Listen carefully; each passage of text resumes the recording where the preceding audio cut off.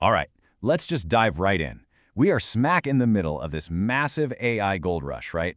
And with all the hype flying around, it's getting really tough to tell what's actually real and what's just, a mirage. So the big question is, how do you actually spot the difference? What's the secret that separates some fleeting trend from a business that's built to last? Something with real, durable value. That's exactly what we're going to unpack today. And that blueprint, that secret decoder, is what we call the AI moat.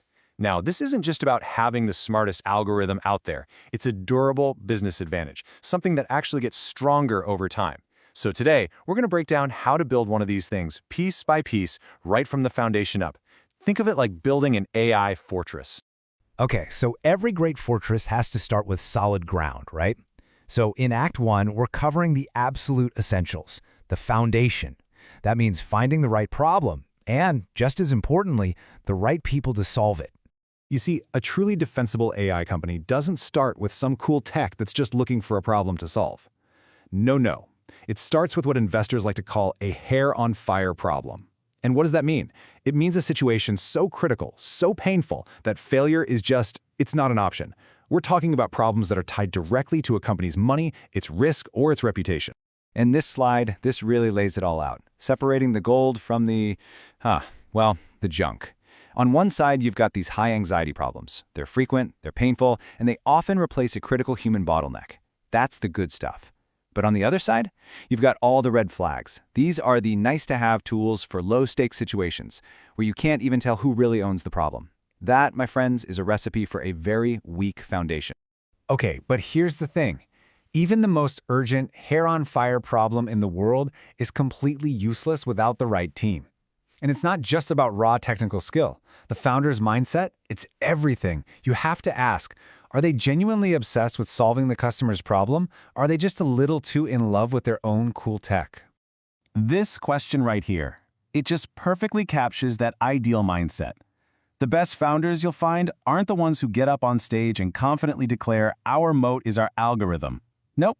The real ones, they're humble, they're obsessed with learning from their customers, and they get that a real moat is something you build brick by brick over time. It's not something you just declare on day one. All right, that brings us to Act 2. We've got our solid foundation. Now it's time to build the engine of our fortress. This is the part that creates that compounding, almost unfair advantage. And this is the heart of the whole thing, the virtuous learning loop. Just follow me here. It starts with customer usage. That usage generates unique, proprietary feedback that literally no one else has access to. This feedback then lets the team build better ways to evaluate their models, what we call evals. Better evals lead to a superior AI product, which of course attracts more users. And boom, the cycle just keeps going, getting stronger and stronger. So how can you tell if a team has one of these high-speed learning engines? You look for what's called high learning velocity. Are they shipping new updates daily or weekly? Can they tell you, right off the bat, which of their big assumptions totally broke last month? Can they show you something that surprised them recently? A team that can do this isn't just executing a plan. They're turning uncertainty into a real competitive advantage. And on the flip side, you've got the big red flags. We're talking about long, rigid planning cycles. Teams that are way too focused on their pretty roadmap slides. And probably the biggest warning sign of all is that we'll add evals later mentality. That's a huge sign of a team that's just going through the motions, not actually learning from reality. And this learning, it's crucial that it doesn't just live inside people's heads. If it does, it'll just get lost in the ether. It has to be captured and built into the system itself. This is where process power comes in. It's all about building these robust systems for monitoring, for escalating issues, and for making learning a repeatable core part of the company's DNA. All right, so the foundation is laid, the engine is humming.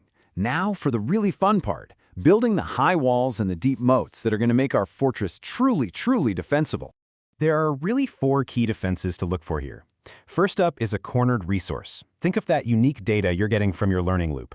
Second, you have high switching costs, which basically means making it super painful for your customers to ever leave you. Third, scale economies, where your business actually gets cheaper and better the bigger it grows. And finally, my personal favorite, counter-positioning, which is just a really clever, almost sneaky way to outmaneuver the competition. And this is just a fantastic example of what counter-positioning looks like in the real world. A startup can attack a big old incumbent in a way that the big company just can't respond to without basically shooting itself in the foot. So, for instance, if your AI product actually reduces the number of billable hours for a law firm, a giant firm whose entire business model depends on maximizing those hours, well, they can't easily copy you, right? It's like a strategic checkmate. So let's recap. You've laid the foundation, you've built the engine, you've raised the walls. But there is one final element that ties this whole fortress together. And that final element is trust. You know, the ultimate test of any moat is this. Will your customers go to bat for you? Will they defend choosing your product inside their own company? When your brand becomes the safe choice, the no one gets fired for choosing this standard, that's when you've built a fortress that's damn near impossible to breach. So to sum it all up, a real AI moat isn't just some clever feature. It's the entire fortress. It's the combination of a solid foundation, a powerful self-improving engine, and high defensible walls. And that leaves us with one final crucial thought. Does the team truly understand that moats are built, not just declared on a slide deck? Because in this crazy AI gold rush, it's going to be the builders, not the talkers, who actually strike it rich.